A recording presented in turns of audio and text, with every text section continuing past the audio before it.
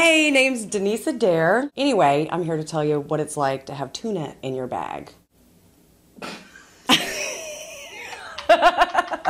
Because, I have certainly realized in my older age that I absolutely do not belong in corporate America. Not a match, not a match. Unlike my hair dye and my pubes, that is a match. Not only am I not a match for corporate America, but more importantly, just general suckiness, just general corporate shit. Like sexual harassment is a no-no. And I'm thinking, with this rack, how could I not use that to my benefit? Half the IT guys, the only breasts they see are on Princess Leia, which, by the way, we never figured out how to spell. How do you spell princess? Anyway, we'll get to that later. Republicans, they're everywhere in corporate America. Other shitty things in corporate America are speed shitting. When you're sitting there at your computer and you're like,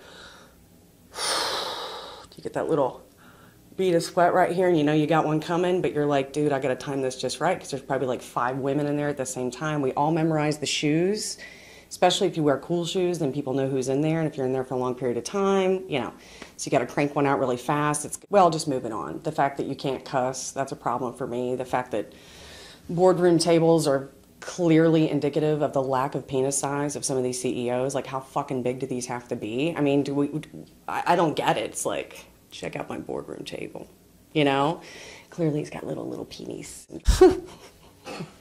Yeah, corporate America, the first thing is you get hired and you got to go into some training and then you ask questions and act like you give a shit. So I'm in this training and for me, I'm always on a diet, always on a diet. So I think there's like 4 or 5 of us in the little training room, and we're all trying to act like we're smarter or more interested than the next guy.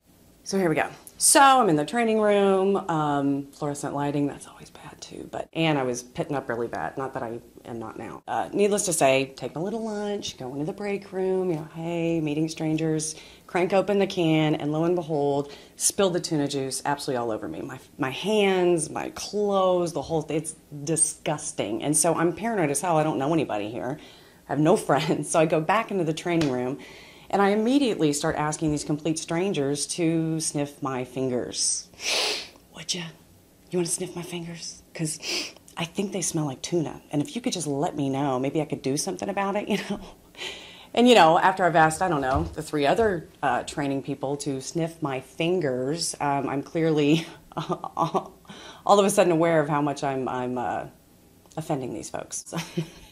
So anyway, the tuna juice is spilled all over me, and, I'm thinking I am 4 days into this job, and I smell like a can of tuna. This is fantastic. So I'm obviously paranoid. I'm completely freaking everybody else out in the room, including the instructor for that matter. And so at the end of the day, here I am. I go grab my tuna bag, and I get in the elevator. Sure shit, here's a Republican, hopping on the elevator with me, and I look over at him, and I'm like, yeah.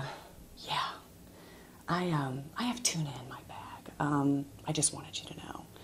Of course, he, says nothing to me and looks at me like I'm a freak show, which essentially I am when I'm behind concrete walls. And because he's saying nothing to me, I feel like I need to fill up the dead space. So I just, reiterate the fact that if he smelled something, that it was in my bag. So.